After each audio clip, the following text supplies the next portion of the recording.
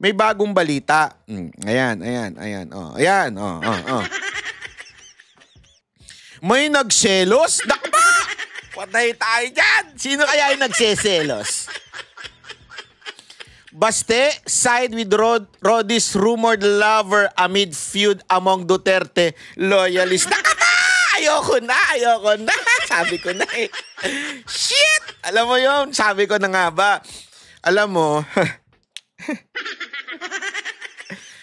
kasi yung mga, again wala po akong sinasawsawan dito. Kaya lang, sumusobra na. At tinatamaan na si Pangulong Duterte. Kaya, magsasalita na tayo. Yan. Again, I have nothing against with those vlogger na gumagawa ng chismis for the sake of their content. Wala tayong magagawa kung bobo ka talaga. Gagawin mo talagang chumismis na lang. Bobo ka eh. Ganun talaga pag bobo, gawa ka na lang ng chismis. Kaya lang ang problema, tinatamaan na si Pangulong Duterte. Naiiskandalo na ang pamilya niya. Naiiskandalo na siya. So kung ikaw ay totoong Duterte supporter, kung totoo ka, putang ina ka, tumahimik ka na. Bakit? Naiiskandalo na si Tatay Digong. Are you listening? Tumahimik ka na dahil inuungkat mo na yung buhay ni Pangulong Duterte.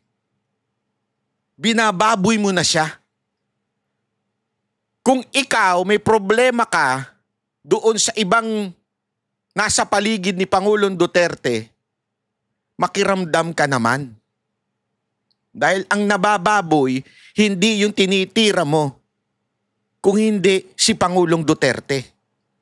Unless totoo yung narinig kong bayad ka para gawin ito. May narinig ako. Pero hindi ko na lang yung i-consider. Pero may narinig akong binabayaran ka ng isang taong nagseselos kay Pangulong Duterte. Ngayon, kung akala mo nakakatulong ka sa pamilya na Duterte, eto na yung anak ni Pangulong Duterte, nagsalita na. So this time, you better shut up ka na. Shut the fuck up. Pak, yung nagpapak ka ng ng gamit. Ganun. Ibig sabihin, lumayas ka na dyan. Bakit? Eto na sinasabi Sana hindi ko mapakita yung pangalan. Dali lang Sabi dito, Davao City Mayor Sebastian Baste Duterte appears to have thrown his support behind Cagayan de Oro Councilor Joylyn Gerly Balaba. Eto mga kababayan this is an open secret. Anyway, dilantad na naman ng iba A known ally of his father, former President Rodrigo Duterte, amid growing tension among Duterte's camp online supporter. So mainstream na kayo, mga animal kayo.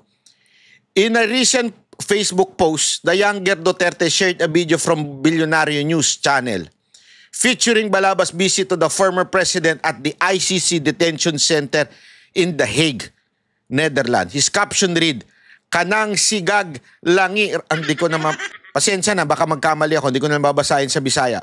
Ang translation, "What I don't like are those who keep babbling nonsense." Yung mga ayaw daw niya ay yung mga taong putak lang ng putak.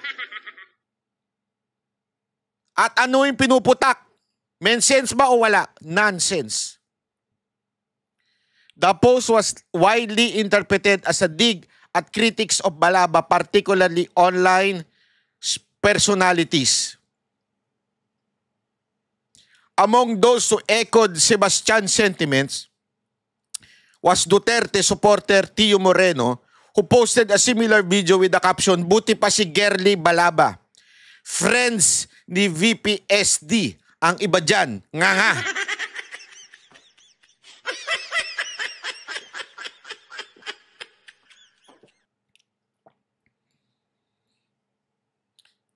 Matuto tayo, ha? Totoo yung sinabi ni Tio Moreno. Yung mga babaeng nakapaligid kay Pangulong Duterte ay suportado ni VP Sara Duterte. Sa katunayan niyan, hindi na nakapagpigil si Baste. At sinasabi niyang itigil na yung bunganga ninyo na nonsense. Huwag niyong antayin na pangalanan kayo at durog kayo. Huwag niyo nang antayin. Pangalanan pa kayo ni Baste. May alam po kasi kami na hindi namin pwedeng sabihin dahil we are not authorized to say it. Pero makiramdam na lang kayo. Ang tinitira ngayon kasi dyan sa The Hague ay yung dalawang malapit kay Pangulong Duterte. Akala ko ba galit ka? No. Sa mga may babae o may girlfriend. Tandaan ninyo, annulled po si Pangulong Duterte. So walang ginagawang masama si Pangulong Duterte. Kung sakasakali na marami siyang jowa, anong ba pakialam nyo? Hot si Pangulong Duterte. Diba? At iyan na nga, isa pa nga sinabi ni Tio Moreno, gusto daw ni VP Sara Duterte, which is, I don't think this person will talk na walang basihan. At alam ko rin, through confirmation, talagang walang problema si VP Sara Duterte at sila Baste doon sa mga binabanatan ng ilang mga chismosa at chismoso na mga tao dyan sa The Hague. So kung ikaw ay totoong Duterte supporter, kayo mga nandiyan sa The Hague, kung ikaw ay totoong Duterte supporter, tumahimik na kayo dahil tinatamaan na ang pamilya Duterte. Kung talagang Duterte supporter kayo, tatahimik kayo kasi alam nyong pinagpepiestahan na ng media yung katulad nitong girlfriend. Dahil sa putang inang kadaldalan ninyo. So kung ikaw ay sunod-sunuran ka pa rin sa mga vlogger na chismosa, hindi ka talaga Duterte supporter, chismosa ka lang. Kahit si VP Sara Duterte, walang problema doon sa dalawang binabanatan dyan na tinatawag na girlfriend daw ni ni Pangulong Duterte. Kaya nga ang title nito may nagseselos. May nagseselos. At itong nagseselos na ito, may binabayaran.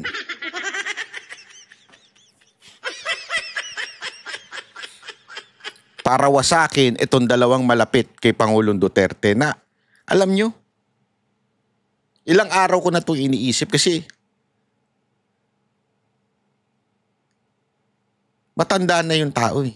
Kung gusto niya magmahal ng iba, kung gusto niya magjowa ng iba, o kung may nagmamahal sa kanya ng iba, hindi ko kinukonsinte ang pero ipagkakait pa natin sa kanya. Kung may yung kaligayahan niya na andun sa iba. Di ba? Ipagkakait pa ho natin. Kung sakaling totoo let's assume na totoo yung mga naririnig natin sa balita. Ipagkakait pa ba natin yan? Nagawa naman niya yung trabaho niya.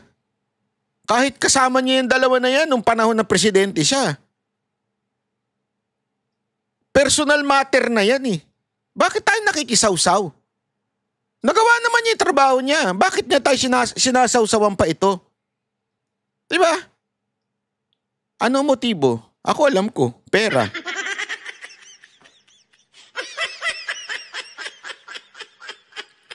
Sabi ko sa inyo, alam ko yan eh. Jukebox yan eh.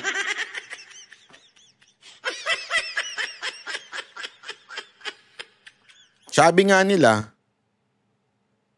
kung gusto mong dumihan yung iba, magmamalinis ka, dudumihan mo yung iba, di ba? Para magmukha kang malinis. Utang ina nyo. Sa totoo lang, amoy na amoy namin kayo. At kumpirmado ito sa pamilya.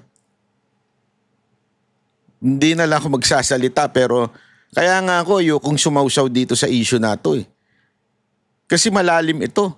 Malalim ito. Kaya lang ang dami ng tanga na nadadala. Pero kung talagang Duterte supporter kayo, magising kayo. Tinatamaan si Pangulong Duterte. At sigurado ako umaabot sa kanya yan. Parang yung sinasabing pinagkakait nyo. Sabi ko sa inyo, alam namin. Kaya ito ay huling warning ko na sa inyo to. Hindi, I'm not against with anyone. Kaya lang ako nagsalita about this. It's because si Duterte na po ang tinatamaan. Ang pamilya Duterte na ang tinatamaan. Kaya nga nagsalita na si Baste eh. Di ba? Kaya nagsalita na siya. At shinare niya. Ano ba yung shinare niya? Ito. Ayan o. Di ba? O yan yung shinare niya. Kanagsigig lagi raman nila. Sorry, hindi ko talaga alam eh. Di ba? Ang ayaw daw niya yung nagsasalita ng nonsense.